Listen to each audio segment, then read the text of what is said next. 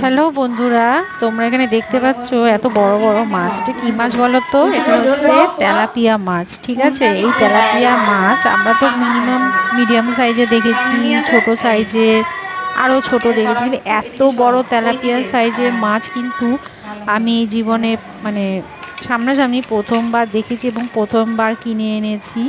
দেখো, প্রায় রুই মাছের যে ছোট সাইজের বাচ্চাগুলো হয় ওরকম সাইজেরই মোটামুটি লাগছে।